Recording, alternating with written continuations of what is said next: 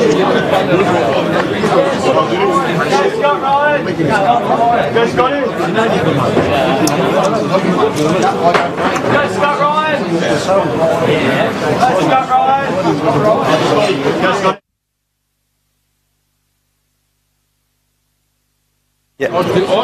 evening and welcome to live coverage of NPL Victoria from Kingston Heath.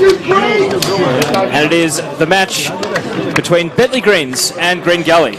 My name's Teo Pellizzeri, pleasure to have your company on the NPL Victoria YouTube channel and Facebook page. And joining me in commentary tonight is Bryce Rutherford. Bryce, great to have you along. Yeah, thanks. And really looking forward to tonight's match. Yeah, it should be a great game, this round 3 clash. Of course, our two teams, they had a loss next to their name this season, so hopefully for one of the teams they've got another win and we don't get a stalemate. So both teams out on the pitch, and let's take a look at the lineups tonight. For the home team, Bentleigh Greens, Ryan Scott number 1, 2 Matthew Crooks, 3 Jacob Alexander, 4 Charlie Fry, 5 Jack Webster, 7 Josh Baresi, 8 George Lambatarides, the former Gully man, 14 Marko Yankovic, 15 Valentino Yule, 18 Matt Thurtell and 23 Velibor Mitrovic. For visiting Green Gully, their goalkeeper Jared Tyson, number 2 Manny Muscat, 3 Jordan Lampard, 4 Jordan Hall, 6 Daniel Jones, 7 Jay Davies, 8 Nick Kalmar, 9 Alex Salmon, the current leading scorer in the league, 14 Matt Fletcher, 20 Jeremy Walker and 21 Tim Purcell.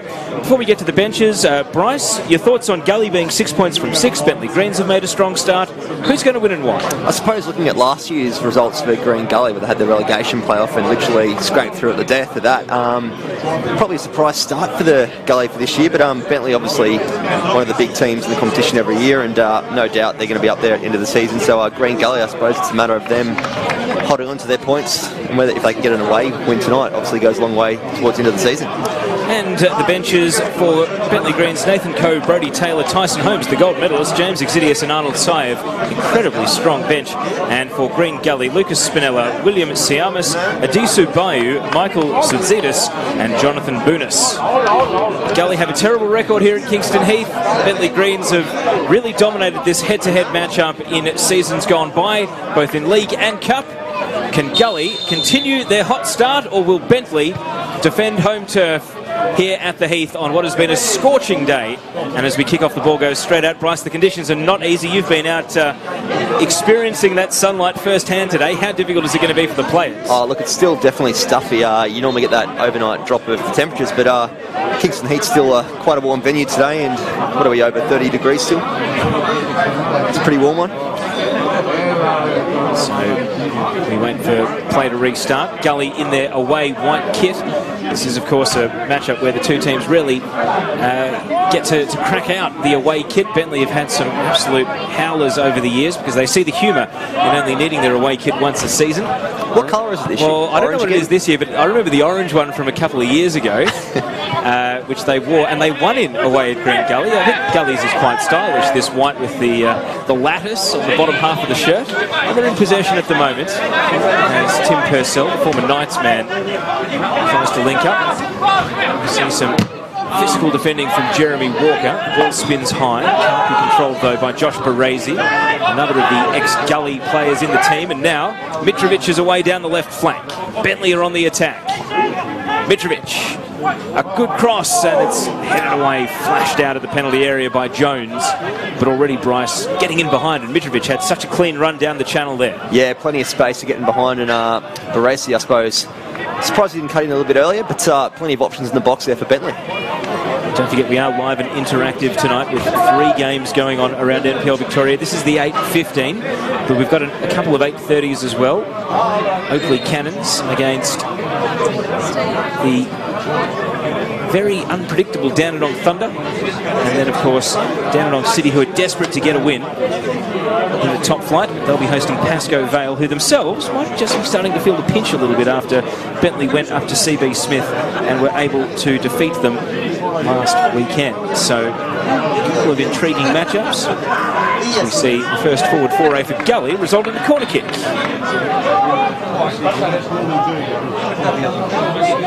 So a set-piece opportunity. Bentleigh, who's got the edge in height here? Gully are traditionally a very tall team, both past and present, Bryce. Yeah, Jankovic stands out in the Bentleigh jersey there, on the edge of the 18. We've got Nick Kalmar not getting into the box, surprisingly as well, with his height. So can Gully strike first away from home?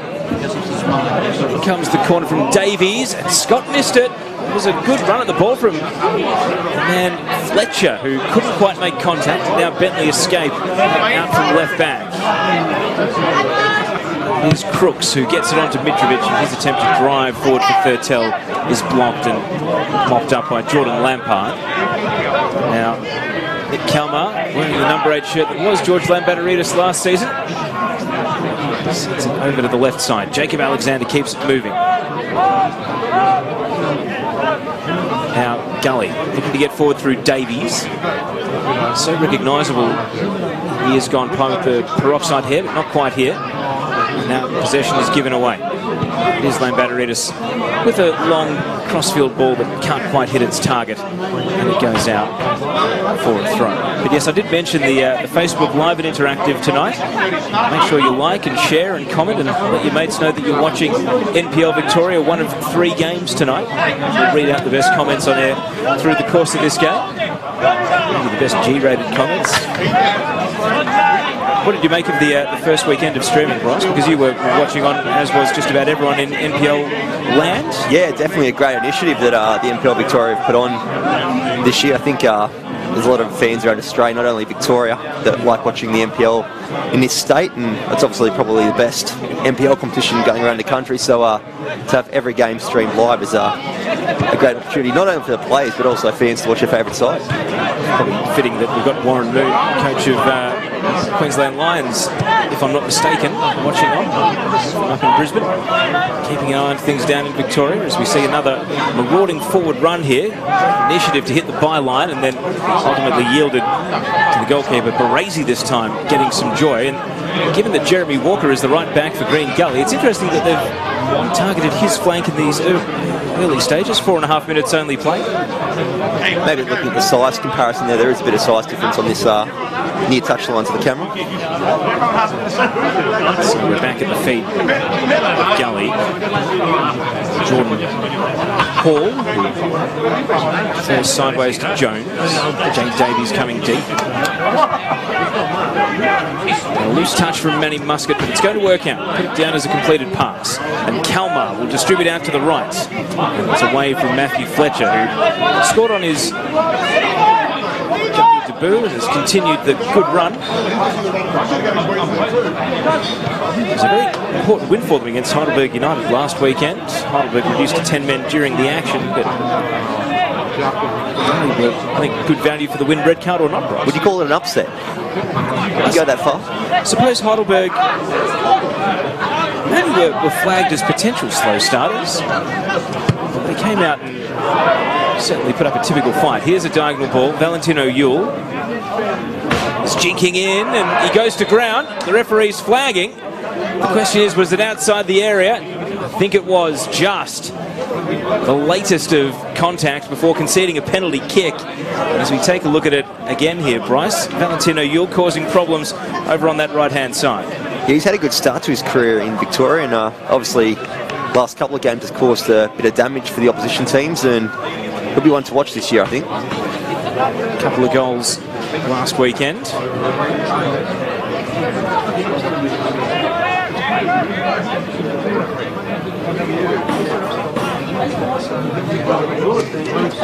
So a free kick on the edge of the box. Tight angle to deal with for Baresi. Jared Tyson just getting one man in the wall right. Of course, he went viral last weekend with his unfortunate miss on the own goal, so he'll be more determined than anyone to keep a clean sheet and keep it tight out there. In comes the free kick, and it's cleared. A great save.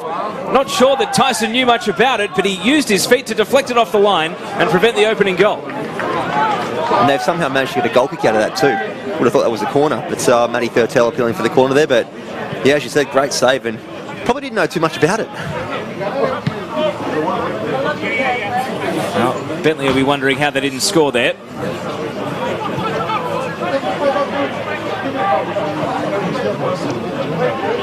So back in the midfield, Gully trying to find some safety, having had a narrow escape from going 1-0 down early.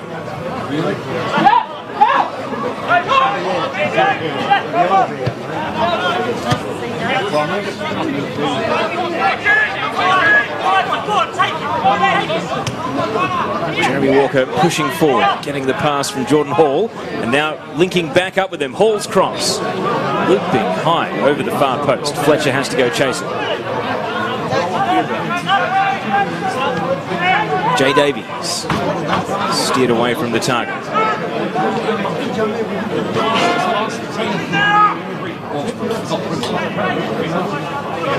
Fletcher. Back he goes. Davies, diagonal ball. Walker making a run. It's going to meet him. Good pass. Can he capitalise here? Lifting it into the box. Over the head of Salmon. Now Davies is able to go in and pick the pocket of Yankovic and keep Green Gully on the attack. So the home team stays under pressure. Kalmar has been involved in everything early.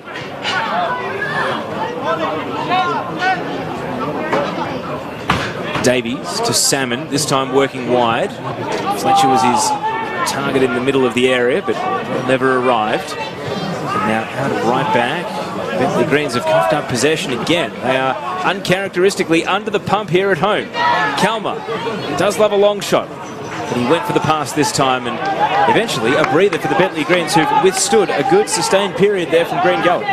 You don't normally expect this at Kingston Heath from Bentleigh. Obviously they're getting their moments when they're going forward, but as you say, Green Gully and Kalmar, particularly in Davies, really pressuring the back line for Bentleigh. Alex Salmon, who had a great year in Western Australia before moving to Victoria to join Green Gully. Before that, played professionally, including at Chesterfield over in the UK, so he brings great pedigree both abroad and in Australia. Wearing the number 9 shirt for the team in white tonight. Trying to build an attack of their own. Going to get a throw.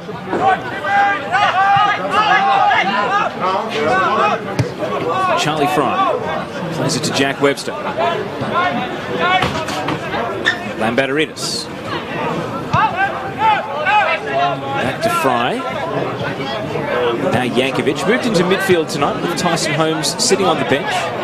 Yeah, what do you make of that move? Do you reckon due to injury or tactical? He looked in good spirits when he was walking into the ground. If he has an injury, it doesn't inhibit him from being able to stroll in. I must admit, I don't know what's kept him on the bench tonight. John Anastasiadis may have seen something that suggested to go with Yankovic in midfield instead. Simply could be a matter of early in the season. Well, Yankovic did play that role up in Queensland before making a move down to Bentleigh, so definitely familiar with it. And he's on the ball right here, Marko Yankovic. It's been a long chain of passes that has never really gone into the attacking third. Gully happy to just sit the numbers back and wait for Bentleigh to make a decision. Bentleigh are happy to be patient. This is about Fry's 5th pass in this chain, which have really gone too far beyond halfway. The pitch tonight looks a bit sandy. You can see the footwork. Can see it coming up here with the naked eye. I'm not sure if it's... I know it is pretty obvious on the screen as I take a look down. As the attempted through ball here is intercepted, and eventually the aggression came in the form of Barezi's forward pass, and then it's almost like it's Bentleigh's turn to go on the attack now after Gully had their sustained couple of minutes. Now it's Bentleigh's turn to keep Gully concentrating non-stop. Fry once more. This time he's going to take on the defenders. Brings Mitrovic into play. Baresi. Mitrovic. Webster starting to get forward now. Feeds it through the right. Ultimately can't connect. Decent movement from Bentleigh Greens, but they couldn't quite get it to the edge of the box, and Green Gully were able to sit numbers in behind comfortably enough. One thing you know you're going to get with Bentleigh every match is patience, and no doubt they're going to be happy to not even worry about their clock and just keep the ball, keep that possession. Crab says this game should be lit. Thank you, Crab. Robbie wants Ryan Scott to keep a clean sheet. I think Ryan wants that too. Sean says Salmon first goal incoming, and I think Sean's last name may give away his allegiance to Alex Salmon, the Gully striker. Long ball, and Charlie Fry with a solid header. Batteritas trying to break. Valentino Uel with the step over. Into Yankovic. And Fry. Jacob Alexander.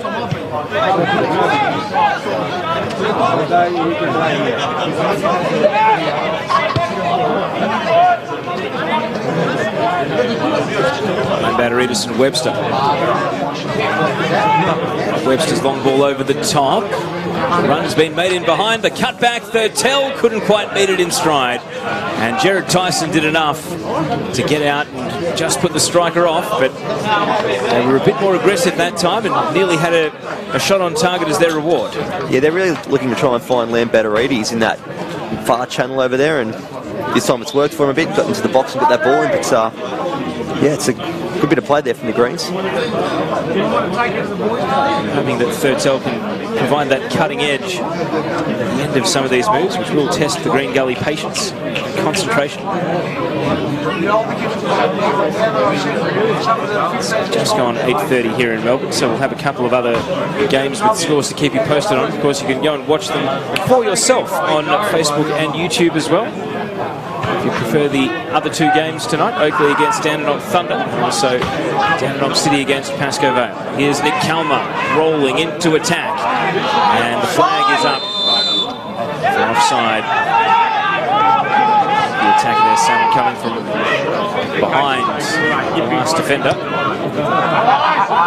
Ball here through the left. There's a cause for Mitrovic to chase, and he gets there, but once he got there, Thurtell was caught behind the near defender. Jeremy Walker.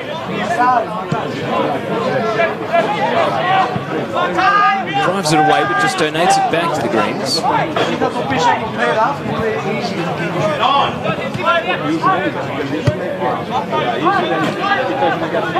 Webster looking a bit more purposeful to get Bentleigh forward. Trying to connect and can't with the sprinting Crooks. Goes out for a goal kick. It's that same passage of play again down the right touchline. Have obviously identified that as a bit of a weakness of Gully and trying to exploit it in his early stages. Bentleigh have taken over general play here. It's still only early exchanges in this match. 15 minutes gone. Waiting for our first goal of the night.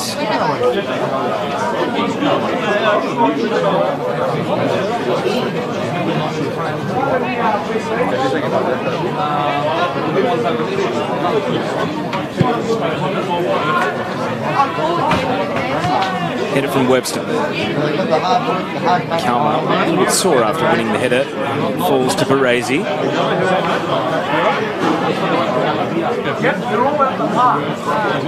That's a second shot at the ball. Josh Baresi and Yankovic flicks it out to the left side. Alexander. Mitrovic goes to begin from the touchline.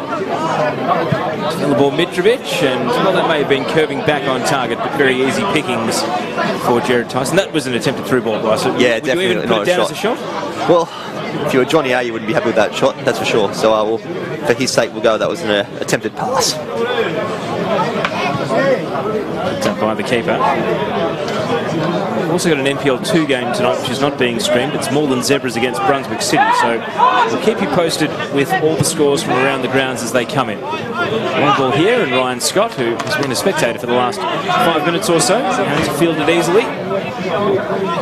One ball Mitrovic to Jacob Alexander. Shrugs the attention of Jay Davies, and he senses the opportunity to break forward. Alexander. And across into the path of Thurtell, and even though he was anticipating it, he couldn't quite steer it once it arrived. Yeah, I think he was a bit shocked that ball even made it through the defence there, but I suppose when you're in a penalty spot, that's a chance going begging for the Greens, but a bit of play there from left backy Alexander. It's the sort of striker that prides himself on being able to take chances unexpectedly and catch the defence unawares. And that would have been a typical Thurtell goal had he kept that down and scored there, because Alexander loaded up like he was going to shoot and then bent it right into the striker's path. Instead, we remain goalless. Of course, these two teams with great history in the FFA Cup since its inception, they've both defeated A-League opposition. Bentleigh Greens most recently last year. Of course, Green Gully with that famous win against Central Coast Mariners.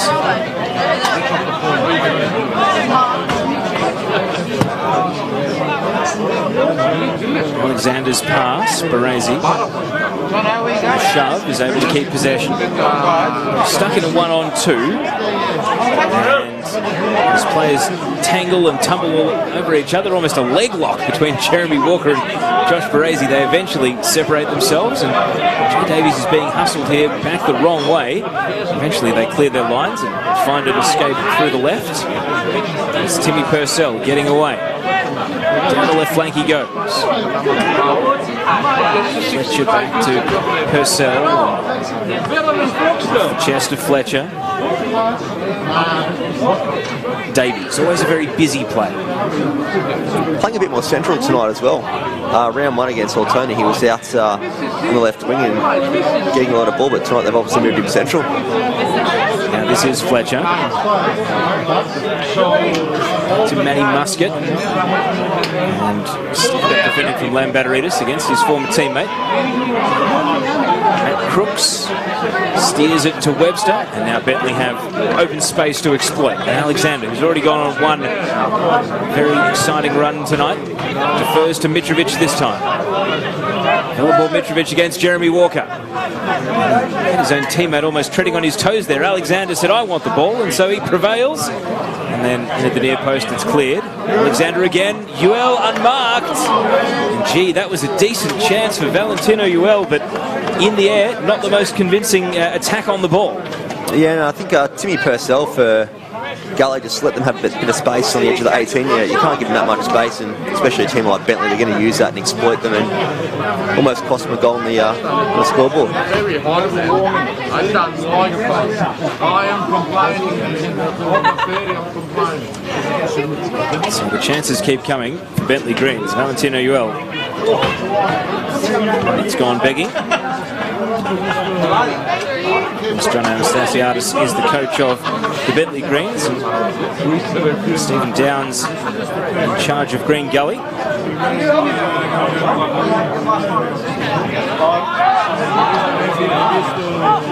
All the way back to Ryan Scott. How have you found juggling all the different devices with different games? I've just put up Oakley Cannons and Dandenong Thunder as well. Not too bad. I saw a photo going around the socials last week of, was it 6 devices at one stage? 6 screens all happening at once. It's a great effort, that one. Wouldn't like to see the data bill the next morning, but definitely a worthy setup. If we've got the right plan, it's a stroke of genius, isn't it? Well, Optus are great supporters of football. Frying to Yankovic.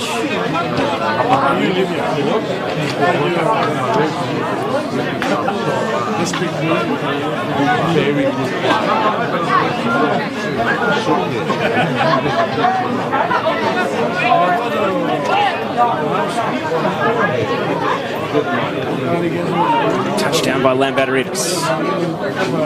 He's got support in the form of Crooks. Back to Yankovic.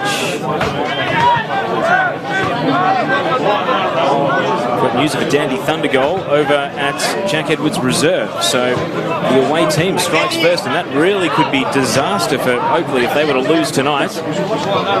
Wow. Just seen the goal. So over on the NPL Victoria YouTube channel, it's 1-0 to Dandy Thunder. In the meantime, Bentleigh are trying to take the lead here. Bit of a scramble in the box, and Jeremy Walker sinks the boot to be able to drive it away.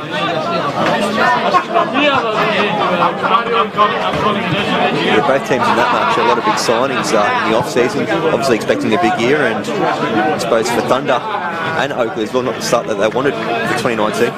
Certainly not. If they were to lose again, actually that would be really throwing down the gauntlet to them.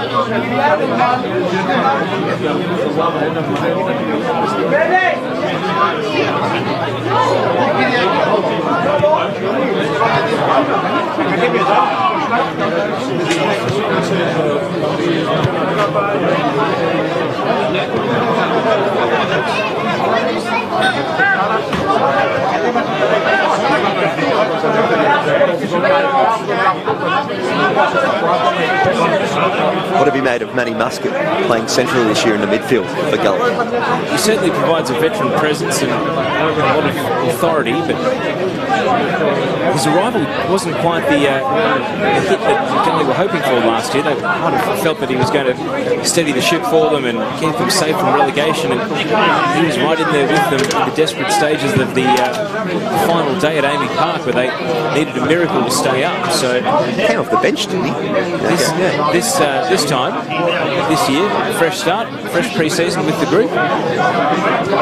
He's proving himself to be an evergreen footballer, both at A-League level and NPL level. I suppose we're used to seeing him at right or left back in the A-League, and then different position in the NPL Victoria. If he's got the fitness to do it, why not? As Bentleigh again are asking questions, and Crooks to that man Muscat, who is working hard in midfield.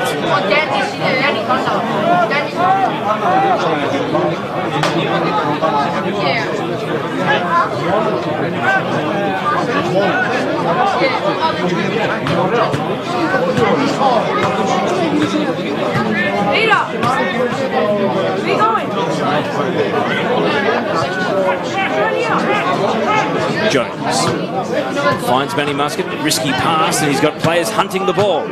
They combine to win it. Baresi and Uel. Now Baresi.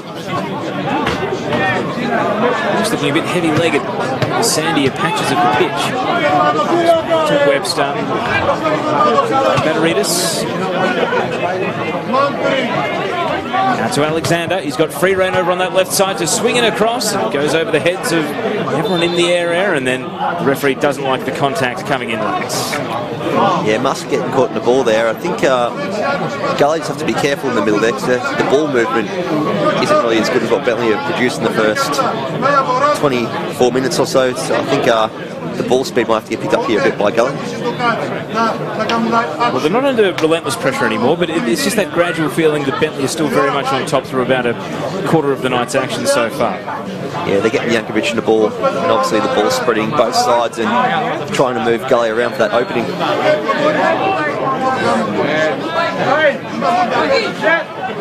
Now it's a rare attacking foray. Fletcher. Deflected cross, dealt with by Fry. Well, South Australian coming over for his first year in NPL Victoria. Can't get any further progression through Crooks. Guys, take your jacket off.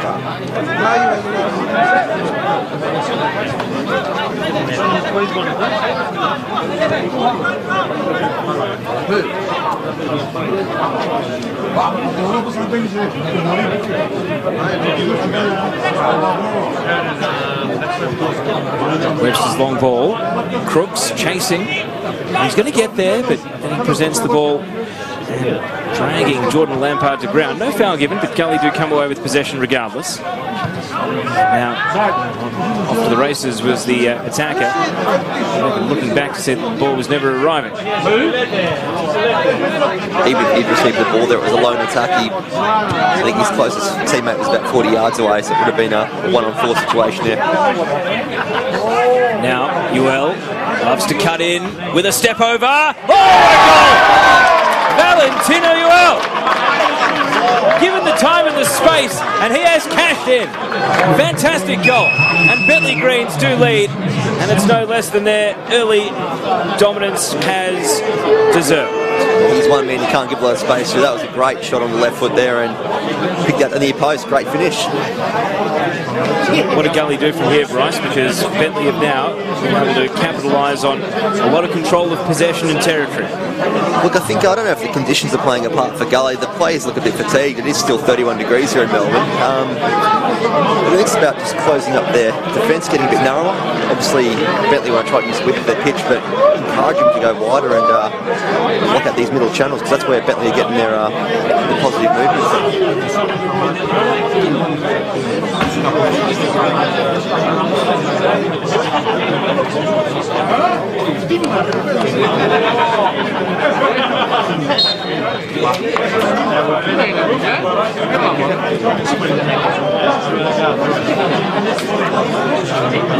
So kick off, Green Gully 1-0 down to Bentleigh Greens. Valentino Uel in the 27th minute, the goal scorer.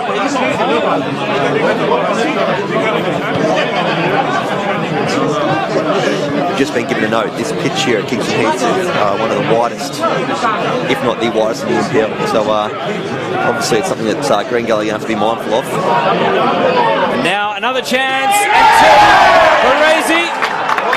Bentleigh Greens have gone bang bang, and Green Gully heads are still spinning. Josh Baresi scores against one of his former teams, and Bentleigh have a 2-0 lead, and all of a sudden this game is starting to get a bit of distance in it. Well, what did I say about a minute ago?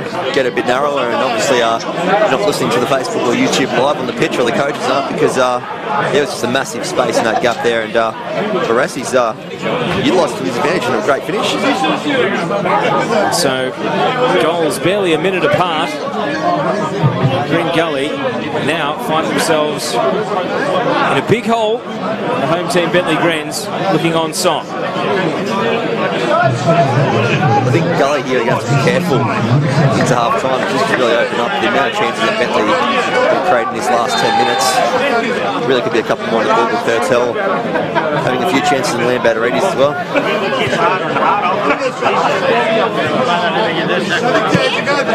Walker. Sam. Straight away, Gully on the attack.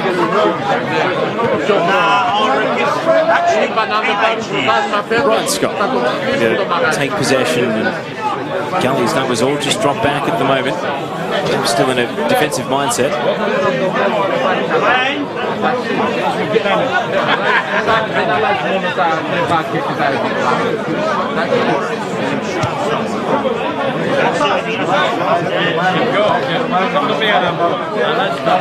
Yankovic to Baresi. With such confidence, the home team at the moment.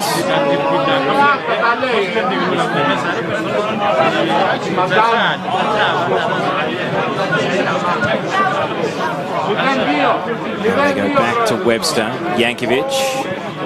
Uel. And look at the confidence. He just goes round the defender. Looping ball. Thurtell has to chase it through the area. Lambatterides. Gully chasing shadows at the moment. Bentleigh roaming the pitch. Side to side. Uel once more. And his pass meets Lambatterides. This time the cross is shallow and headed away by Jeremy Walker. Down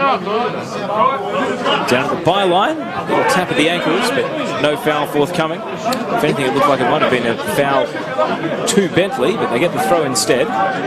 Baresi's got one, wants a second, and that one was always going over the bar. Yeah, Gully are going to have to be careful with their lines here. They're trying to press the Greens in between the 18 and the halfway line, but they're not coming out together. They're coming out one out, and they're basically opening up that gap for Bentleigh to play through, which you can see they're not really off their passing games, not like the Greens, and they're finding their man each and every time. But we've got an update on Tyson Holmes. Apparently copped a couple of knocks last week against Pascoe and was subbed off, so obviously maybe still carrying the effects of that. Means that he is on the bench, 2-0 up. They might need to use him if they keep going on with the job here. Inside though. Thank you, Bryce Rutherford, for keeping us posted with the intel during the game. And, our support here at Bentleigh Greens in the box. First time we've done a game here in the box, actually. Normally we're out on the outer side on a Friday night for back in the old FFE radio days. But, Going to be in the nice air-conditioned surrounds here this evening. It is nice and cool, and it's a great view up here too. Of course, when you get a full house here, there aren't too many better places to watch the game from. Some of those FFA Cup nights. Prime real estate, a spot against the fence.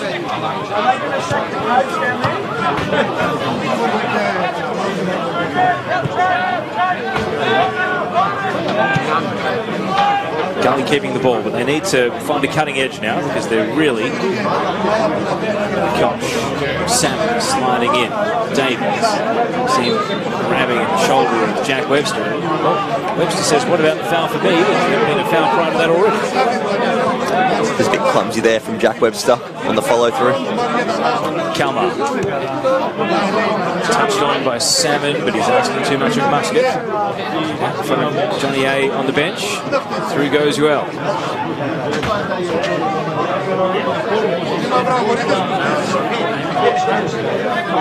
Crossfield ball.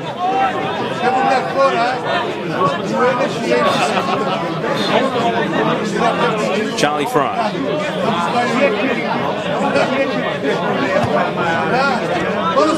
News of a second Dandenong Thunder goal. Oakley a 2-0 down at Jack Edwards Reserve to visiting Dandenong Thunder. And in true Thunder fashion, they foxed everyone by losing 4-0 at home to start the season, Bryce, and now maybe they're on track for 2 wins in a row. Yeah, well... 2 away wins in a row. The club I play at and coach at the moment, we hosted them in a pre-season game against Doveton, and they were quite impressive that night. And I thought, well, they're going to have a good season with some big names like Skapitas and Cavallo coming, Dava making the move across as well. But obviously, yeah, that first round game against Hume. It's Brandon Barnes who's scored the goal, the second goal. So Thunder off and flying, and Oakley Cannons, the crisis club. I can't believe I'm saying it, given the off-season they had. Well, I can think of one other club in the NPL, Victoria, that would be quite happy with the results going that way for Oakley at the moment. Team in blue. Yes. Their own battles to go and win. Port Melbourne away tomorrow night for South. Clipped ball to the edge of the box here, and not a convincing clearance. Jordan Hall under pressure, and Mataritas picked his pocket. Baresi.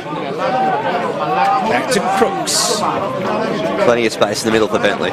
Yankovic.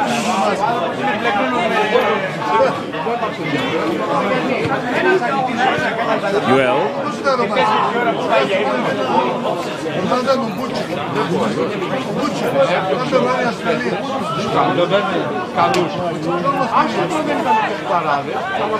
Kalmar to Walker. Touches it on. Backs his speed against Alexander, who's quick, but Walker is sprinting away from it. So across comes Fry. And, well, I think there was a foul there, but the referee... I think the 2 hands across the body there might have given that away as a foul, but the referee hasn't seen it. Maybe we had a better view because the referee was looking from a different angle to us. And so Bentleigh into the box, a step over from Thurtell, and what a save from Tyson to deny Mitrovic. That should have been 3. Uel crosses in, and Thurtell is offside. And Velibor Mitrovic will be wondering how he didn't add his name to the score sheet there. Yeah, you can see a couple of the Gully players asking the referee why there wasn't a foul at the other end of the pitch. It was in front of the linesman too, that one. I'm surprised it's a good point. He put the flag up. Well, they went end to end, and they nearly made them pay dearly. 3-0, you might have been inclined to think game over. Jared Tyson comes up with the save of the night. Keeps this game at 2-0.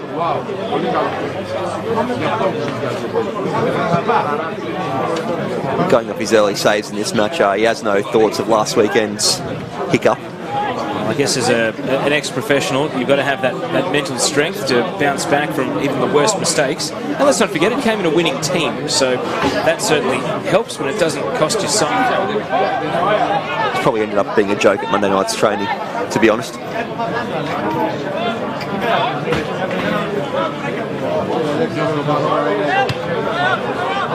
Talking about Matty Musket in midfield earlier, I think Musket does not have the midfield expertise to operate in that position, says Bill. Bentleigh look more threatening going forward, the more likely to score multiple goals. We've got 2, how many more might be on the way? Gully do need to tighten up defensively. Kalmar. Quick turn. Beyond the midfield barrier. So he goes left to Purcell. Back to Jones. His pass is intercepted by Yankovic. Well, running into trouble in the form of Muscat, but spun away from him. Heard the shout for Crooks at right back, but he couldn't connect.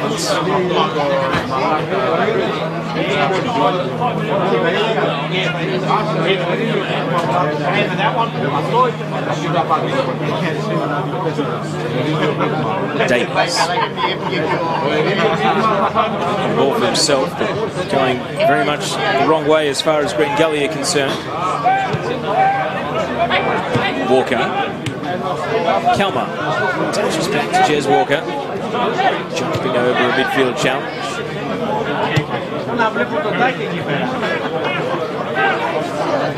Jones. Fletcher. Caught out there by Crooks at right back. Well.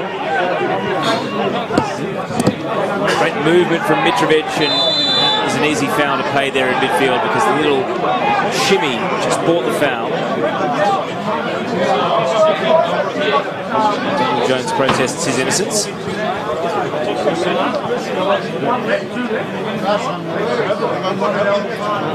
Mid-range free kick then. Half-time starting to close in. But an early substitution coming here as well. Once from the far side put his flag up. You can see the numbers are being flipped over on the board. Looks like it's Gully, and looks like it's Manny Muscat who's walked over to the sideline, and he's just been pushed back onto the pitch to defend here. Are they going to abandon the sub or push on with it? They're going to have to put their heads together again. As Muscat continues to jog. There's one Gully player strapping himself on the bench. In the meantime, Bentleigh won a third. Ewell. Two defenders, and so he goes out to Crooks at full speed, and that one is keeper's ball. Well, there was some comments coming through on Facebook that Muscat was struggling, so maybe he's got an injury or carrying something we don't know about. This is the sort of oppressive conditions that are going to make it that much more difficult to dig deep and keep going. The high 20s, even though the lights are in full effect and the sun is completely down. It's a heat wave in Melbourne in early March. Walker. Davies is caught behind Alexander here.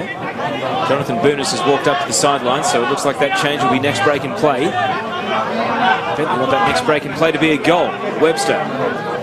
It's almost an ears caught in possession. Fletcher took it off him. Now Salmon trying to capitalise. Can Gully get back in it? Fletcher on the tight angle, and it goes just wide, and then continues to spin out for.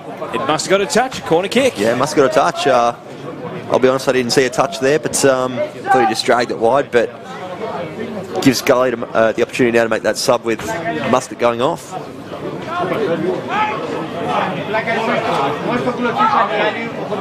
So, corner kick coming up.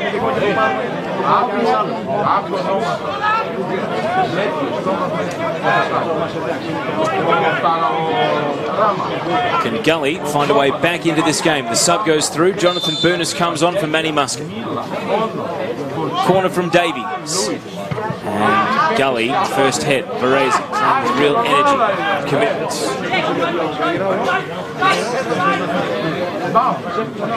Thrown in. Purcell.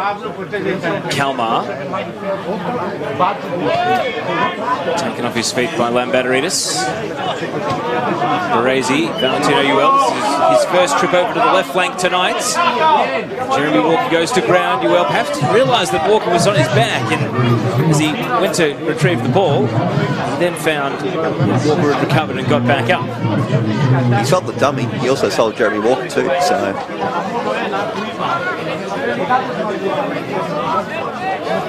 Throw in. Hurled towards Matt Thurtell. Touches it on. Comes Jones. Back pass from Charlie Fry. Trusting the teammates there that it was open field and opponents waiting to run onto it. So as we push towards half-time, 41 minutes ticked over. It's Bentleigh Greens 2, Green Gully 0.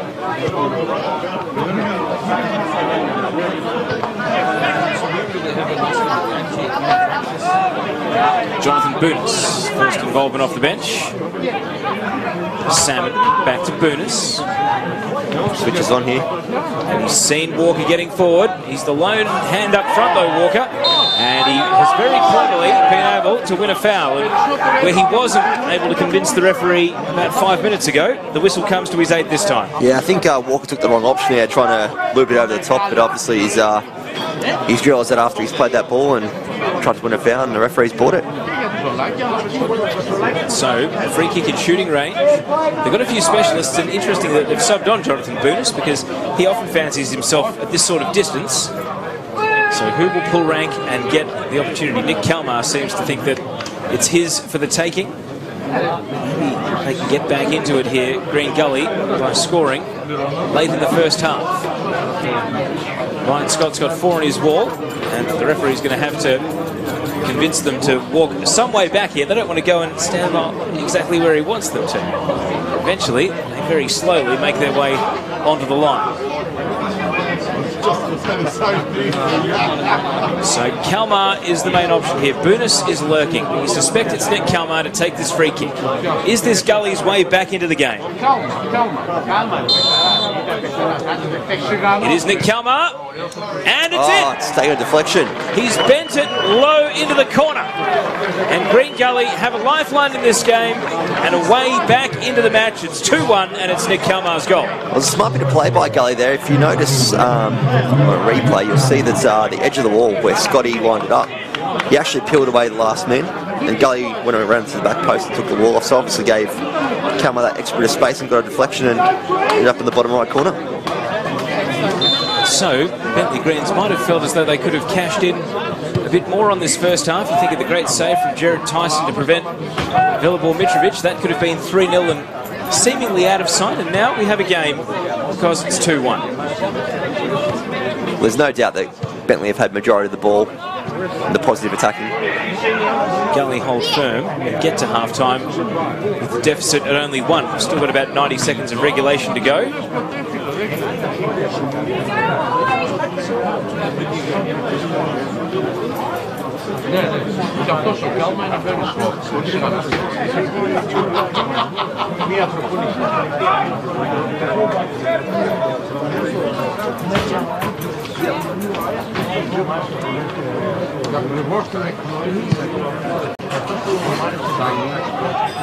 Goal kick sails out. Last thing Gully would want to do is concede again.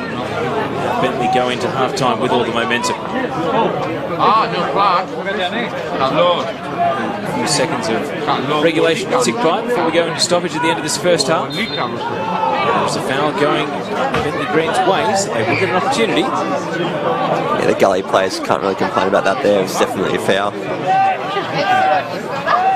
They take it backwards. Webster to Crooks. Challenge dispossesses him. 50-50 there to be won. Salmon just made the ball his objective. Crooks bounces back up.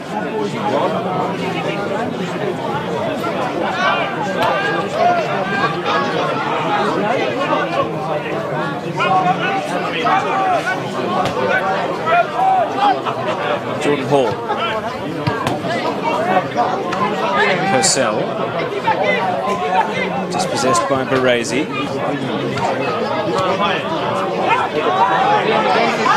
Now Purcell. Jay Davies. Nearly deflected kindly. Baresi left into Walker. Kept the ball moving. Mitrovic. Running at the defence, and he jags in and just showed too much of the ball to Daniel Jones. Kalmar to Davies.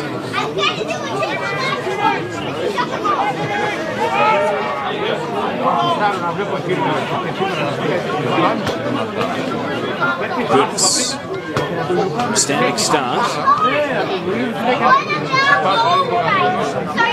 And that's half-time. So the late free kick goal from Nick Kalmar gives Green Gully some hope in this game. They were 2-0 down after goals for the Bentleigh Greens coming in quick succession. Josh Baresi following on from Valentino Uel. Bryce Rutherford, final thought on the first half where it's Bentleigh Greens 2, Green Gully 1.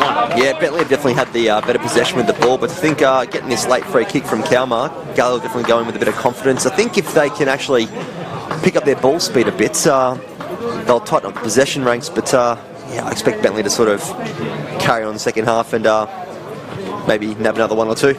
Stay with us here on the NPL Victoria YouTube channel and Facebook page. We're off to the halftime break and more live action when we return.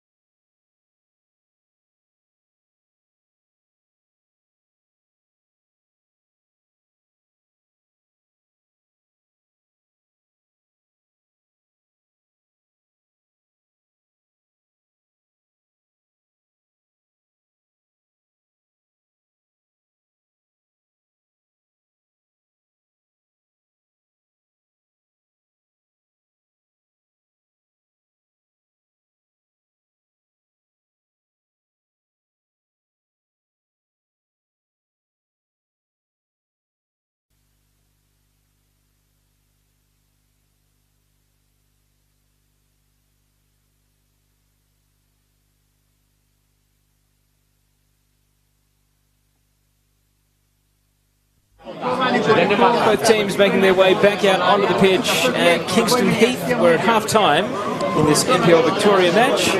It is Greens 2 with Green Gully 1. Teo Pellizzeri, my name.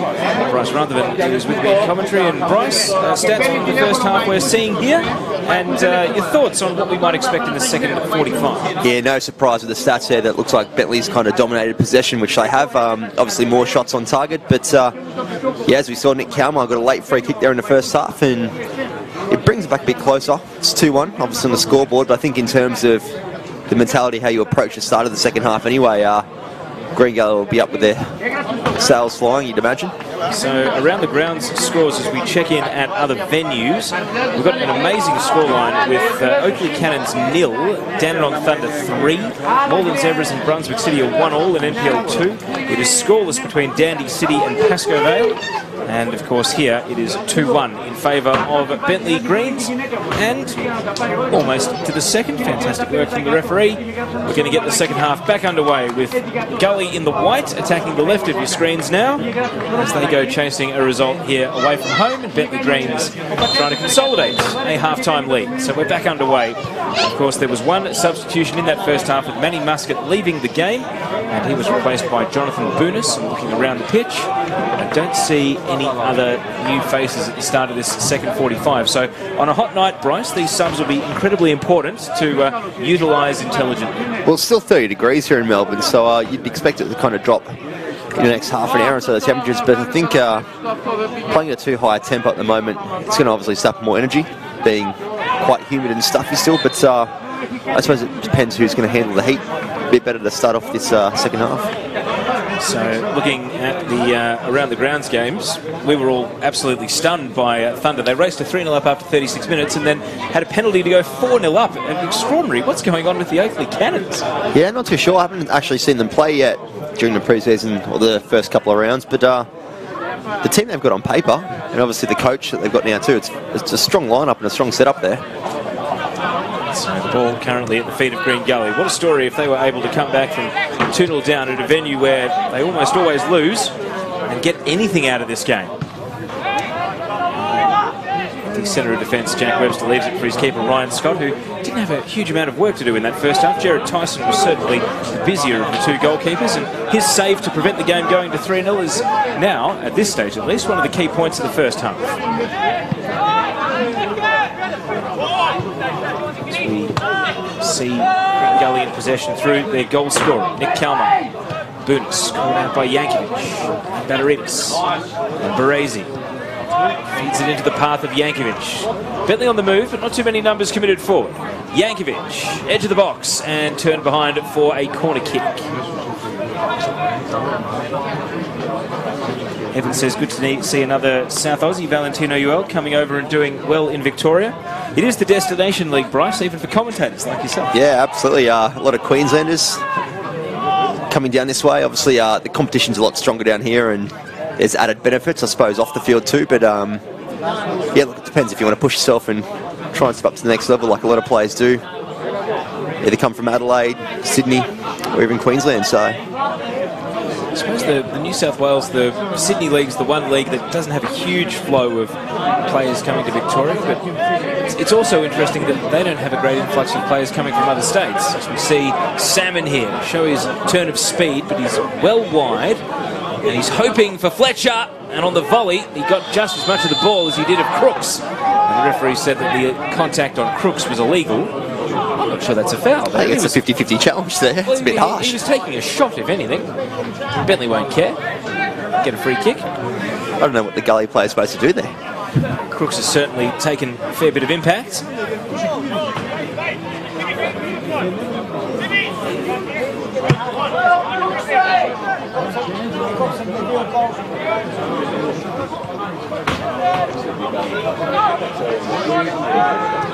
From the feet of Ryan Scott, he's sent out to the left. I think that passage of play, there's been a difference between the two sides as well. You see Bentleigh not panicking and trying to force it long, where if that was Green Gully from the first half, they were trying to force it long and turning the ball over really deep down the pitch. So I think obviously the approach they're going to take this half will be interesting to see. Obviously they've got an experienced keeper in goals in Jared Tyson, so you think they'd be looking to try and play out a bit more than they have been. We haven't seen a yellow card yet in this game. Jay Davies gets the first lengthy talking to, but no card produced out of the pocket. There's been a few fouls around, but for the most part a well-behaved game. I was watching the 20s earlier on the live streams, and there was a bit of a scuffle in the Oakley Dandy Thunder game. So we see across here, Uel, good first touch, Valentino Uel! It's a double for Valentino. He got the scoring started, and now his second of the night restores Bentleigh's 2-goal buffer. And after his shooting boots came over late from South Australia after the Community Shield, he has found his radar, and he can't stop scoring. Yeah, great composure there from the South Australian. Obviously, he's finding his feet in this league very quickly, and I think he's got a few more in him this season. Well, his finishing ability, he's starting to show it off here. He's got a double tonight, both very well taken goals. Valentino Uel's up to 4 for the season now. You think of players who've used this league as a springboard to go on to bigger things. It's another shrewd piece of recruiting from John Anastasiadis as well. He's just got such a great eye for talent. And Uel, with the adrenaline pumping, he's clattered here. Good challenge from Jones to floor the man. Green Gully need to resist here, because a fourth will be goodbye and good night, you would think, to the points. Alexander.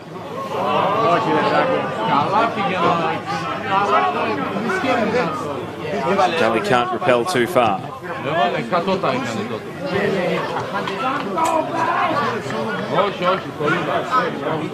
Alexander weaving against Walker, and Jeremy Walker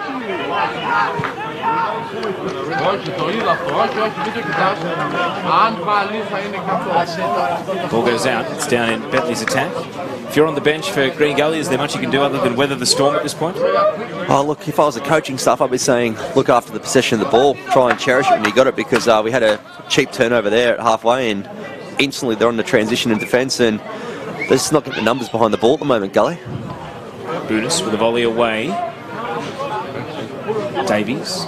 One of his real go-to moves is to just veer back in and go backwards, but he concedes anywhere from 5 to 15 metres sometimes when he does that, and it just means that it gives the defence a chance to get back behind the ball. Yeah, exactly, yeah. Sorry to interrupt you, Jordan Lampard, and he's going to play a 1-2, and as that comes unstuck, I'll let you address that point. Yeah, no, you're spot on there. I think when you're turning that ball and trying to come back all the time, you're giving Bentleigh that opportunity to really get behind and set up defensively, and you can't allow a team like Bentleigh to do that. Obviously one of the best defences in the league, and their transition, they can get you, and that's what they've done so far this game. So half-time in the two 8:30 kickoffs. It's scoreless down at Frank Holohan Soccer Complex, where it's Dandenong City 0, Pascoe Vale 0. And the shock scoreline of the night, maybe of the season, is Oakley Cannons 0, Dandy Thunder 3. We keep an eye on all those scores, and of course with all games being streamed in the top division of NPL Victoria, we have more action coming tomorrow. Avondale hosting Kingston. I'll be making my way to the big one between Altona Magic and Hume City, and then of course we've also got Port Melbourne against South Melbourne. So 3 more fantastic games coming tomorrow, and then Sunday, well, in fact also on Saturday night, 4 games coming tomorrow. It's Heidelberg against Melbourne Knights. And that one is 2 of the biggest fan bases in the league. Yeah, definitely. Jordan Lampard with the cross. And Jacob Alexander gets it away off the shoulder of Baresi, just presents it to Walker. And then Lambadaritis with energy to Matt Thurtell. He's quick to turn. Bit of a blind pass. Joel can't quite make it work. Daniel Jones sliding through. Budis, a bending attempt at a through ball. Charlie Fry stops it in its tracks. And now Jack Webster.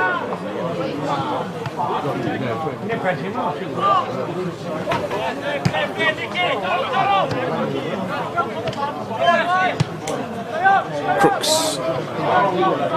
Fry. Subs for Bentleigh Greens go for a stroll. Not sure they're thinking about making a change just yet. Long ball over the top. Thurtell couldn't quite bring it under his control with the first touch, and Lampard is back to his keeper Tyson. And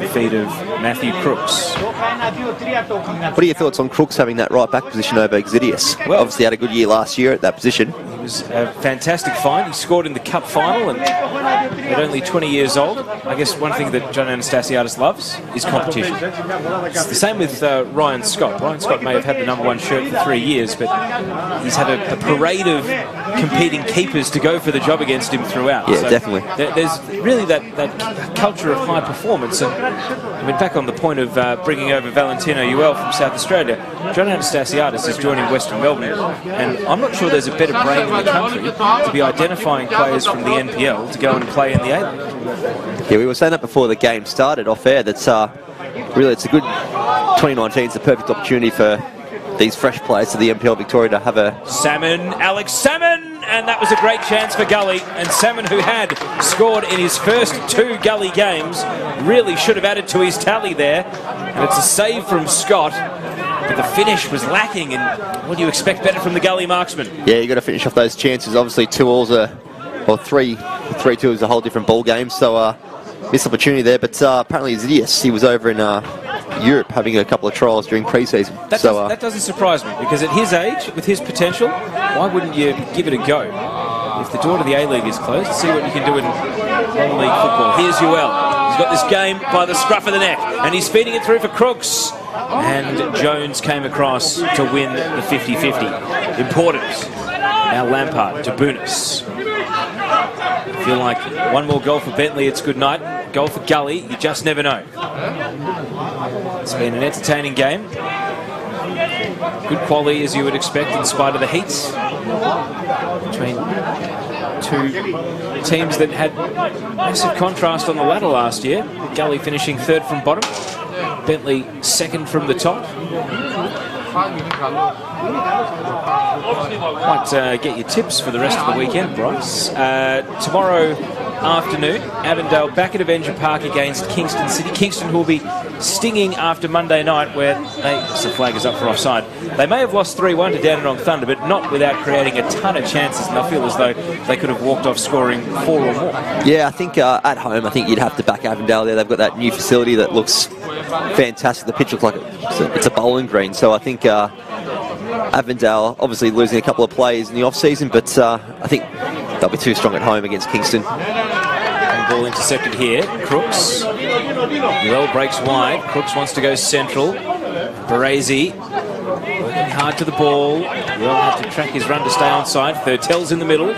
Crooks doesn't want to use him. He goes out to Jacob Alexander instead. Good touch from Lambatteridis. It's a neat 1-2. Lambatteridis, and Jared Tyson, well, as it slipped through the hands. Did we see part 2 almost coming? Maybe he had fears of becoming a meme for the 2nd straight week, but thankfully he grasped onto the ball. And now Valentino Uel, he wants his hat-trick, and he's legged. And it's a free kick in shooting range. Almost exactly the same spot that Nick Kalmar scored for Gully from in the first half. I think the digital team here for Bentleigh next to us had a half a meme made with Jared Tyson in the middle of it. So he's counting his chickens there that he's lucky, but good opportunity here for Bentleigh. Now, who is their free kick taker? That's the question. Tyson Holmes is on the bench, so this is a situation where he might normally step up. George Lambatteridis went and grabbed the ball, didn't want anyone else to have it. 5 in the wall. Jared Tyson's going to have to be on his mark here, because not quite at the hour. They're threatening a 4th.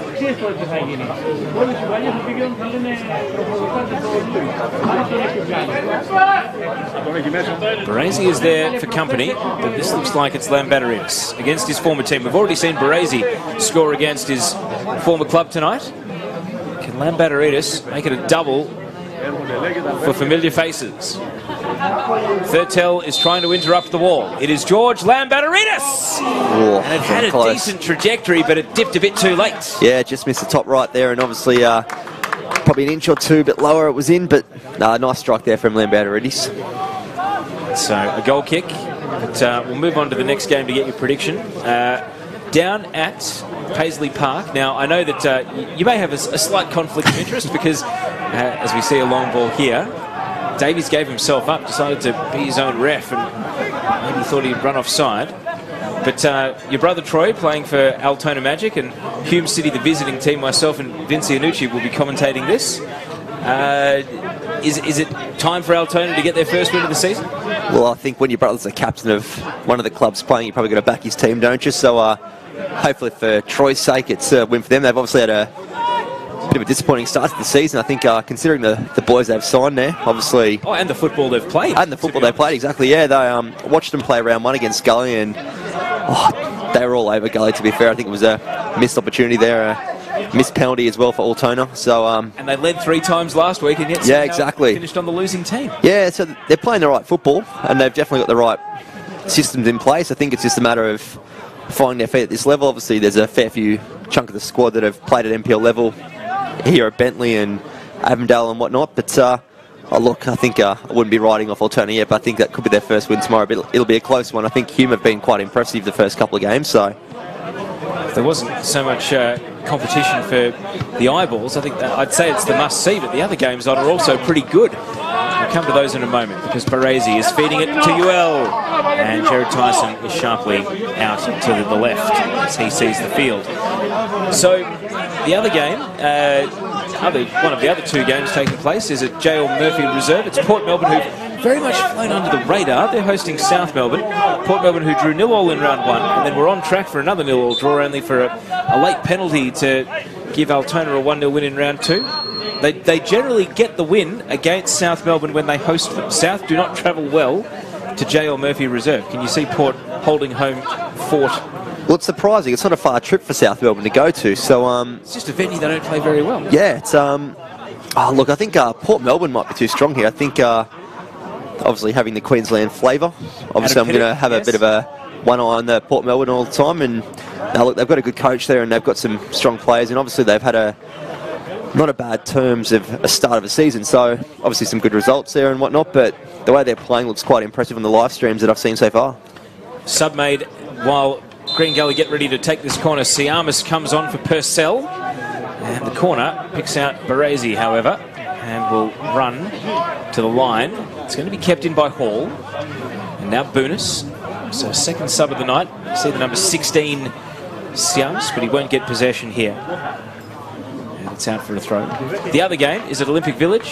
Heidelberg United against Melbourne Knights. Knights, 6 points from 6, great start to the year. Heidelberg, mixed bag of results. It's uncharacteristic for them to, as we see Boonis swinging across. It's headed up, and they're going to get it away. They will. And UL taking it deep, and he goes for the early pass rather than run, and maybe that's a relief for Green Gully, but he's going to get it back here. Thurtell trying to play him into space, but Lampard just got in the right position to run onto the ball. Kalmar for a Bentleigh throw. I think that was the first time tonight Bentleigh had taken the wrong option there. They had the opportunity to open it up and had free space on the left wing there for Baresi, who opened up nicely, but look, they're still getting these opportunities, so you can't fault that. It's a rare night where Matt Thurtell has not found the back of the net. Team is 3-1 up, but he is not one of the players to have scored. He's coming off, and it is the German Arnold Saev coming on. It was Richmond that brought him to Australia to play in State League 1, and looked like he was going back home, but obviously the pull of Australia got him back down under. Now he's playing for the Bentleigh Greens, and based on the one game I saw him live last year in the FFA Cup where they lost to Avondale, yeah, this guy's legit. He's a proper top division NPL talent. Well, there's some good foreigners in the league, especially this year in the NPL, and I suppose the younger they are, the better they are for us. We saw, obviously, Melbourne City have signed a young 21-year-old from Tottenham Reserves, and he's been going all right in the A-League, so I think there's obviously room to house these players if the point salary system works for clubs, and it's good for Victorian fans to see them in action and test them out. Crooks, at the end of UL's pass, tries to link back up with him, but Daniel Jones is there. Gully just trying to absorb a bit of pressure at the moment. Keep the damage to 2. Bentleigh want a 4th. They want to put this to bed. And Arnold Saev off the bench can't get to the ball. Jared Tyson led with the arms and was able to grasp it off his feet. But, I'll finish getting your tips as the action heats back up. Heidelberg Knights, what's your prediction there? Well, it's not a good week to be facing Heidelberg. I think after that, I suppose you'd say upset last week from Green Gully. Look, it's Olympic Village. Heidelberg are very hard to beat, and obviously Knights will be a bit confident after having that 4-3 result last week. But I still think Heidelberg will be too good. They've got too much talent in their squad, and I think they'll be burning deep down. And obviously the coaching staff at Heidelberg, I've seen them out and about at a few games, so they've probably got their homework done on nights for this weekend. Some really great games coming up tomorrow. Right now, we'll focus in on this one because Salmon is trying to get Gully back in business. The cross nearly returning to Salmon. Crooks gets it away. Now volleyed on. Baresi. Cezanne Sayev breaking down the left side. Puts the ball under his control. Cuts back in. Baresi. Quite in the same wavelength. Just trying to force it, yeah. No, Bentleigh did very well from the back there. Opened him right up, and Green Gully had about 7 or so in front of the ball still, and this opportunity there from the Greens. So they reload down at left back. Repeating scores around the ground. Dandenong City 0, Pascoe Vale 0, and second half has resumed over at Jack Edwards Reserve, where it is still Oakley Cannons 0, Dandenong Thunder 3. Extraordinary scoreline.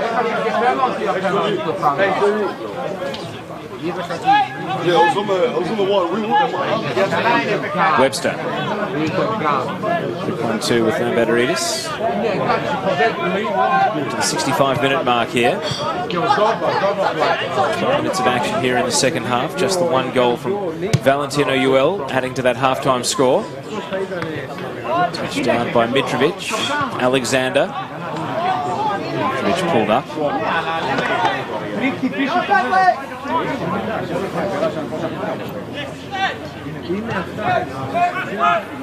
Jordan Lamper. And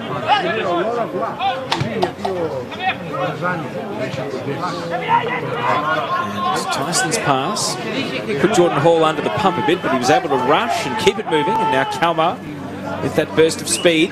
That started at the back to Davies.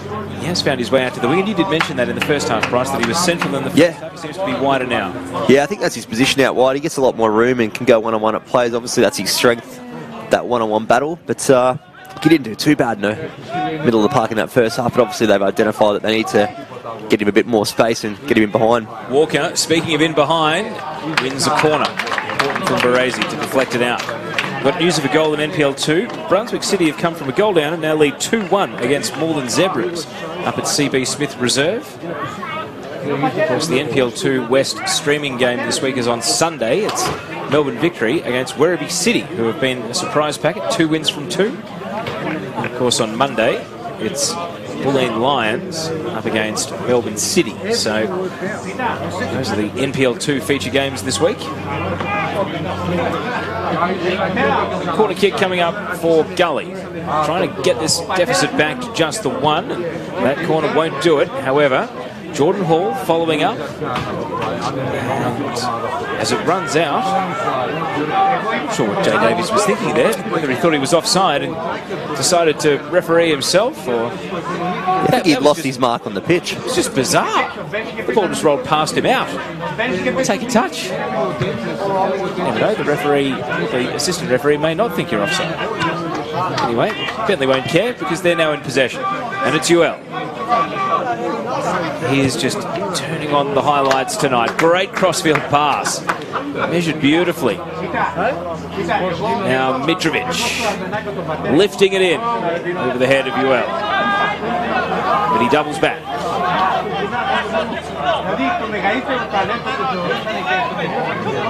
Yankovic, loose touch. And he's caught by the backtracking Salmon. Corner. Well, you credit the striker for the effort to go and backtrack, and then he concedes a corner in doing so. And UL, they're dangerous on the attack. You can just see he loves to run at the plays, and they're sitting off him. If I was the Green Gully defenders, I'd be going straight in and trying to win that ball in his first touch. But they're giving him a bit too much space at the moment. He's dangerous. There's no doubt about it.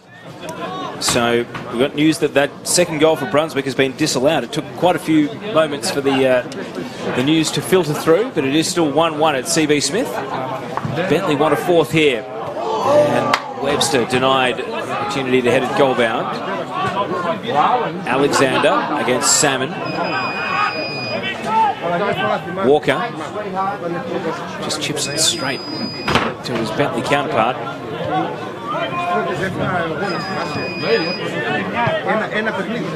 Crooks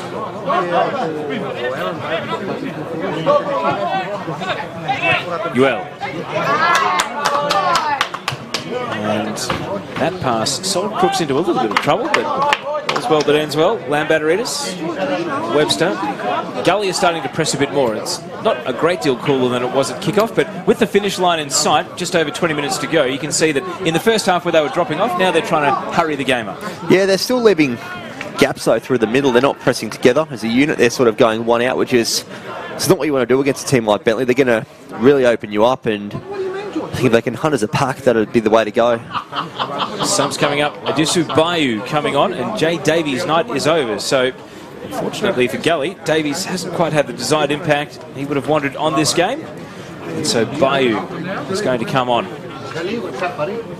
He did look like he was actually struggling here in the last minute or two.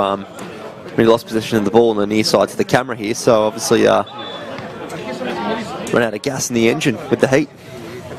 Can't really fault anyone. Only round 3. League kicking off in February, tonight being the first day of March. Still 29 degrees here as well in Melbourne, so it's not cool. Velibor Mitrovic also subbed off for the Bentleigh Greens. Brodie Taylor coming on. Thank you to Bentleigh Greens media team. Diagonal ball, Jones.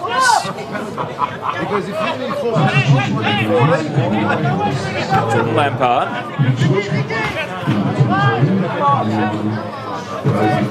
Away, Baresi. He's got space here. Veering central, Bayou, the 17-year-old. Can't stop him.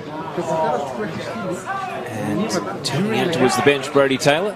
Can't keep possession. John Anastasiadis not happy about that. Adisu Bayou, 17 years old. He's played for Melbourne Lions and most recently in Western Suburbs. So Green Gully have found one in their backyard out in the West. And now he's playing NPL seniors at just 17 years of age. Can he make a difference in this game? Fletcher wants to do it all himself and leaves the ball behind. Fry, the centre-back, getting nosebleeds. Now he'll have to backtrack at pace because they're one short in defence. Salmon lifts it high. What can the kid come up with? Bayou turns it in. Now Kalmar, Gully's goal scorer. Siamis, and it's a tight network of passes, but then forced back. Boonis. Well, he's never met a long shot he didn't like, Jonathan Boonis, but that one took a big deflection and is held on to by Ryan Scott. We've got a Bentleigh player down with cramp. Looks like Jack Webb. No, it is that who's gone down. It is Fry who's gone down with cramp. Looking at that Bentleigh Greens bench. They've already subbed on Taylor and Saev, so they've got Tyson Holmes, and James Exidius is the only recognised defender.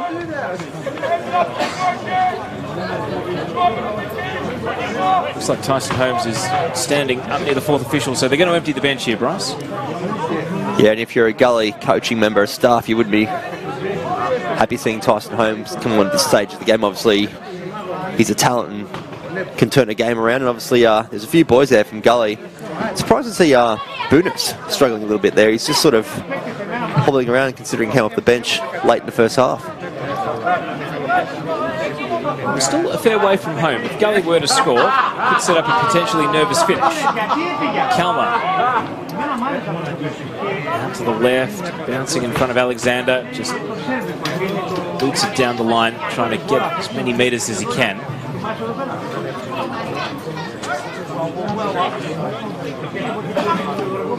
Is the board going up? No, the official is still flipping over the numbers. We're going to get one more passenger play. No, the referee blows his whistle, and so the change does go through. And it is Charlie Fry who was cramping up, who's going to hobble off. Tyson Holmes comes on, and they've got a natural centre-back out there, of course. Yeah, Yankovic slotted back into the centre-back, and Holmes will go into number 6.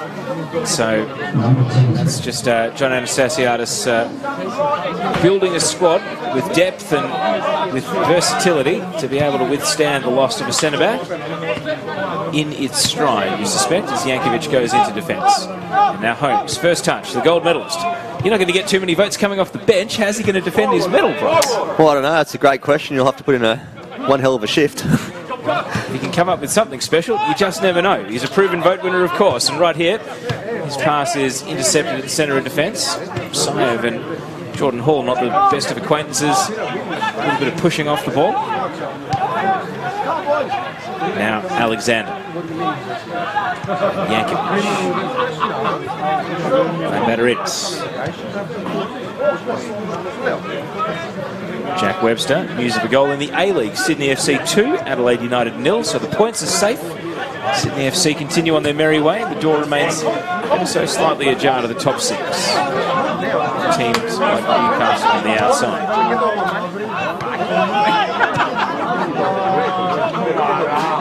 Yankovic.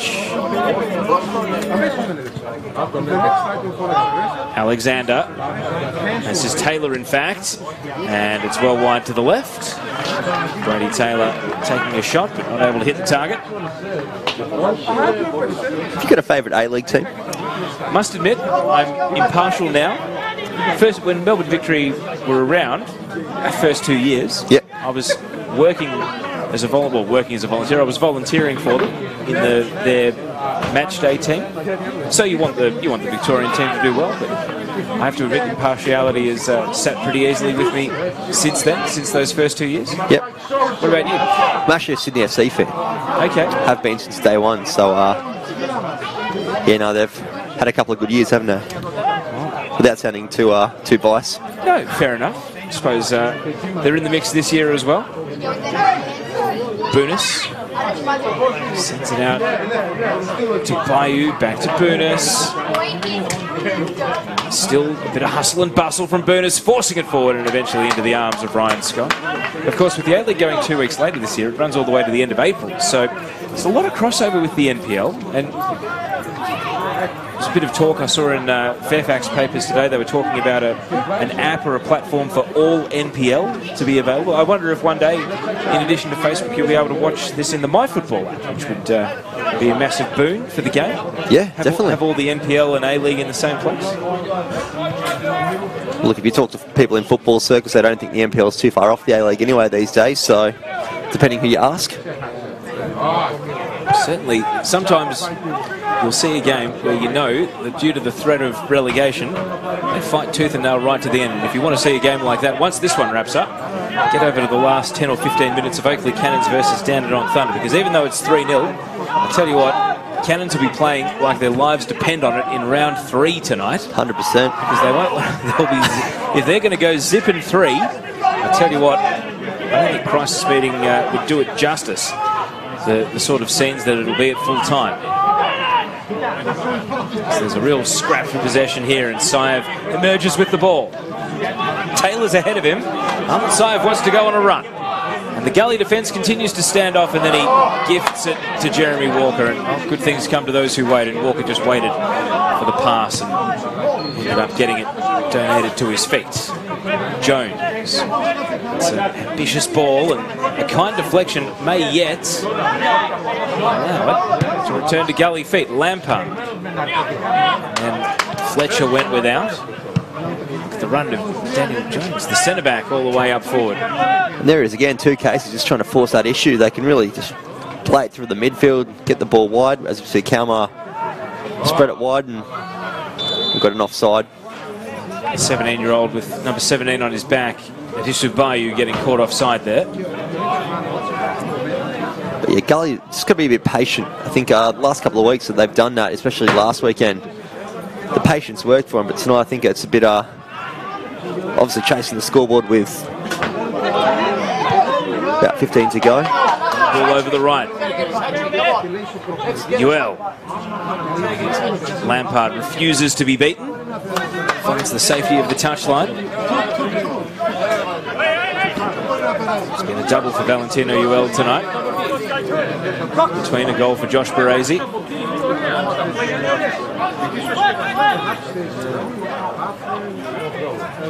He's back in action here. Just throws Lampard out of the way, and then stooping into the ball was Jeremy Walker, but it's gone out for a corner. So still on the last line of defence there.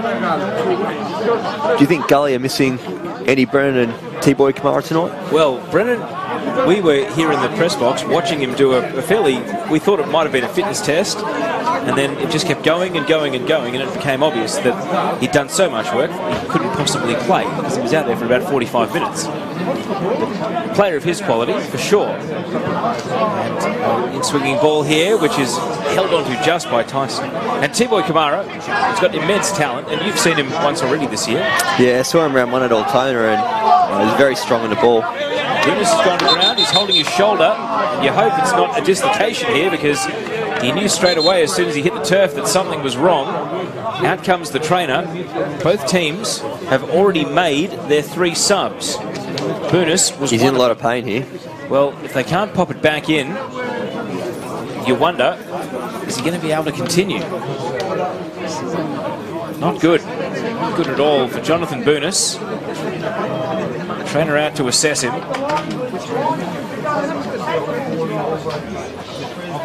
You hope it's just a stinger.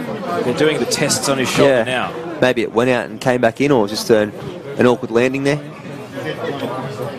As he walks over to the sideline, Jack Webster's got a smile on his face. Jonathan Bunis obviously doesn't appreciate the banter. He's hurt, but looks like he's all right to continue. That means the game's going to continue on. And the drop ball is given back to the Bentleigh Greens. Probably regretting coming off on this near side of the pitch as well just then. Well, it's a decent crowd in for a Bentleigh Gully game. Probably about 300 fans in tonight, maybe a few more. Of course, with the good weather, it's almost a little bit hot tonight. A lot of the fans would be staying in the club rooms. But, good crowds around the NPL in the first week of the season.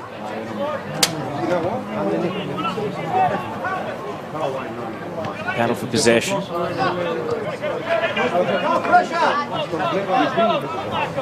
Tyson, long clearance. Head from Yankovic. Now, Baresi trying to go around Jones. A second go at it. And last touch is off Baresi, goal kick. Yeah, good fight there from Baresi. Obviously, he'd lost the ball, but regathered and tried to turn his man, but unlucky with the late deflection.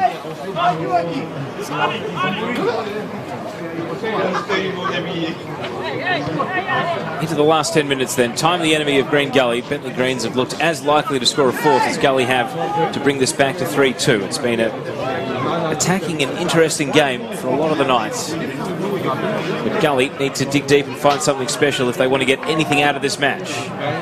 Bayou is sent sprawling head over heels.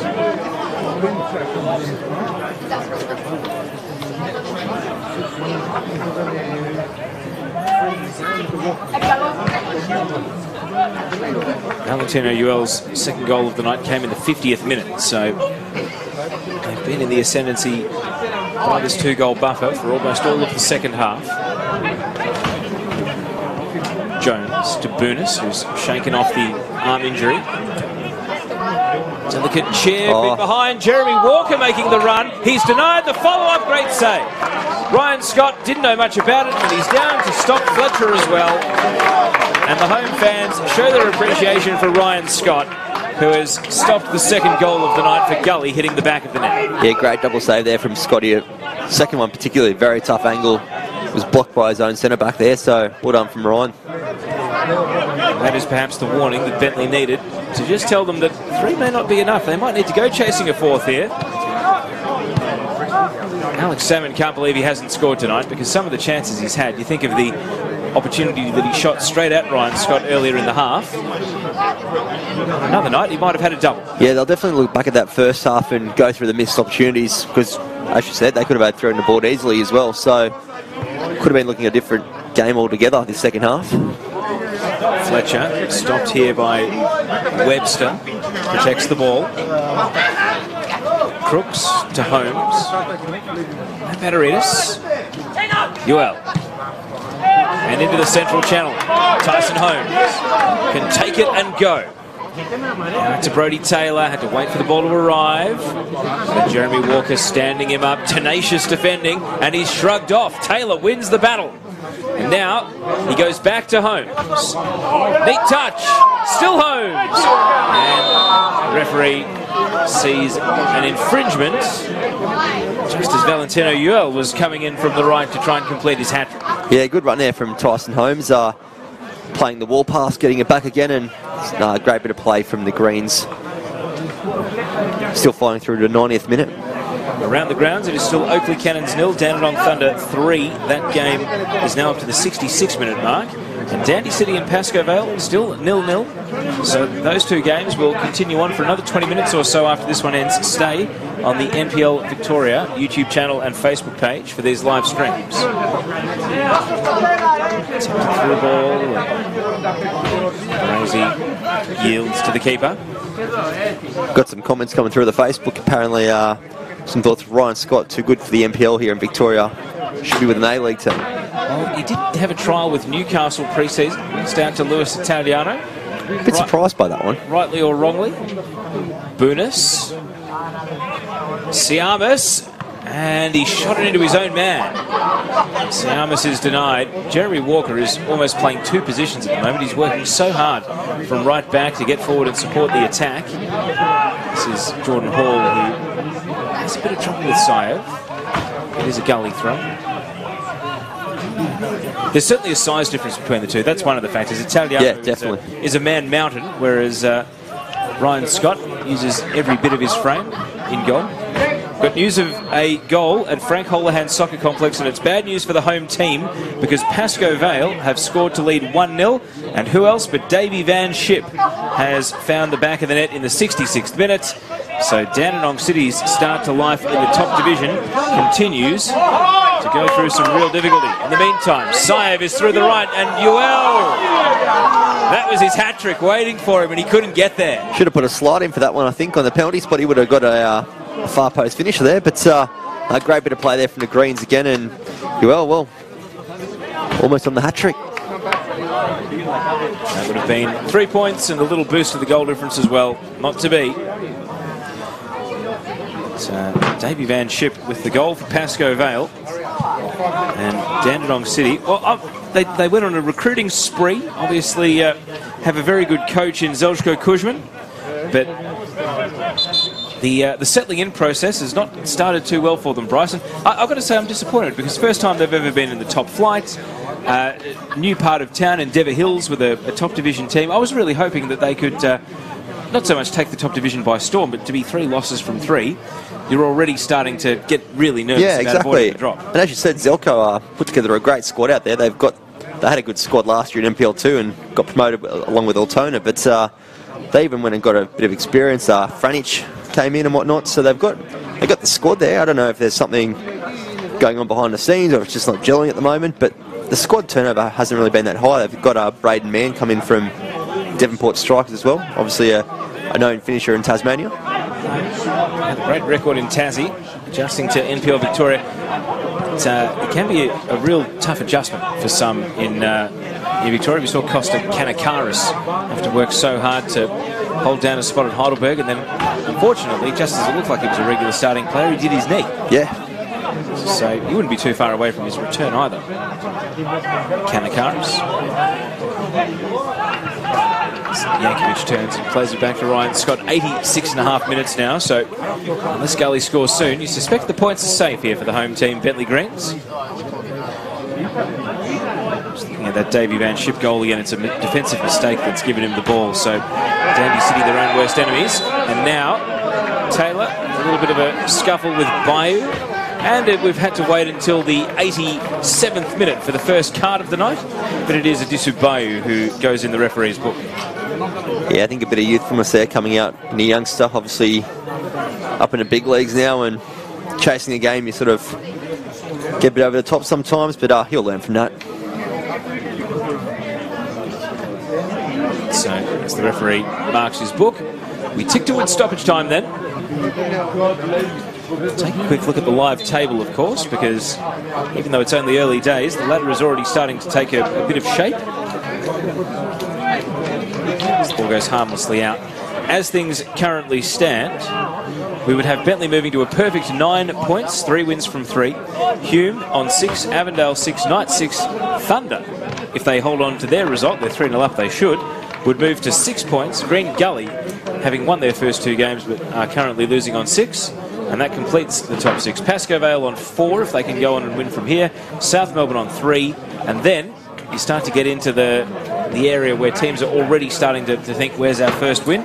Port Melbourne on 1, Heidelberg 1, Kingston 1, and Altona, Dandenong City and Oakley Cannons all on 0. So even though it's early days, we're already starting to get a bit of a gap with a whole bunch of teams on 6 and a whole bunch of teams on 1 or 0, Bryce. So yeah, exactly, yeah. No, I think give it round 5 or round 6 and then you look at that again and think, okay, this is where the teams could be sort of heading towards coming into the season, but it's still early days. Put it this way, you'd certainly rather be on 6 at the moment than sitting on 1 or 0. Yeah, definitely. You can already see a 2-game gap in the ladder. It starts to can do funny things to the mental state, not just of players, but of committees and of people who make the decisions on hirings and firings. Yeah, it's all frustration, isn't it, this time of year? You go through pre-season, all NPL teams are playing minimum 1, sometimes 2 games a week, and you think you're ready for round 1, and obviously results don't go your way as planned through pre-season, and yes, it's one of those things you've got to reassess it sometimes and take a check and have a look at what you're doing and seeing if it's working, what not working, and that kind of thing. Fourth official has already shown his hand. There's 4 minutes on the board. Think of the injury to Jonathan Boonis. 5 of the 6 subs being made. Well, good hold-up play. Crooks off the back of the hip of Jones, Boonis, Kalmar, and he reffed himself there by grabbing the ball as he was knocked to ground. He was lucky because he was very slow on that turn there, so I think he got away with that one. The whistle came to his aid. Kalmar, Salmon, just hasn't been his night, Alex Salmon. Out to Bayou, bit of trickery from Adisu Bayou, but he doesn't want to swing it across. Kalmar and left behind by Salmon. And away goes Jack Webster.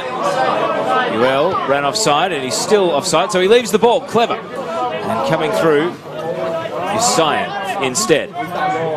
Jack Webster has stayed forward in the attack. Saev sends it to Baresi. Webster still forward, wants it at the back stick. And Baresi got too tangled up in his step-overs there. Boonis. We're in that first minute of 4 stoppage now. If Gully score here, they could set up a chance to make it nervous at the end, and the attempted through ball is intercepted with such calmness and composure by Yankovic. There's nothing to see here. Yeah, wrong option there from Kalmar. Definitely should have spread the ball out to the right. They were one-on-one out there and just forcing that issue again. On the chest of Hall, Boonis,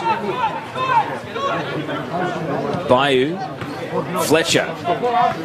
It is Fletcher from distance, and it is out for a goal kick.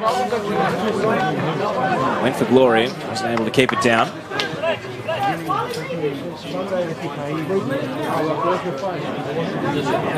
Who's your player of the match? Does it start and finish at Valentino UL? Can I tempt you with any other names? Oh, look, Baresi you could put in the argument as well. I think UL it's definitely been a standout player tonight. Be hard pressed finding someone to take these 3 points away from him. Maybe the hat-trick could guarantee it. He's running out of time if he wants to get another goal. Holmes. A little tap of the ankles, free kick.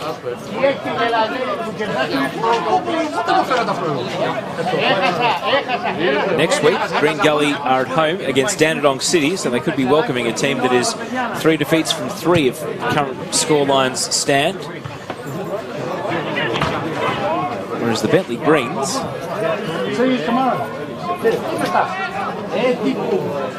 are away at Melbourne Knights on Friday night. I should have known that because I've already put myself down to commentate. Out on the right, Alex Salmon. Cut back in. Kalmar. Salmon on the tight angle. Opts for the cross instead. Siamis. And now Boonis on the turn. And he fires the shot, but straight at the keeper. Good hands from Ryan Scott. as Oakley pull a goal back around the grounds through Nick Epifano. It's 3-1 with 15 minutes to go. You just never know. Could be a tight finish on that one. Could the Oakley Cannons come back from 3 goals down? Got 1. The motivation's there to get their first points of the season, so... How's the trickery? Brodie Taylor right in front of his own bench.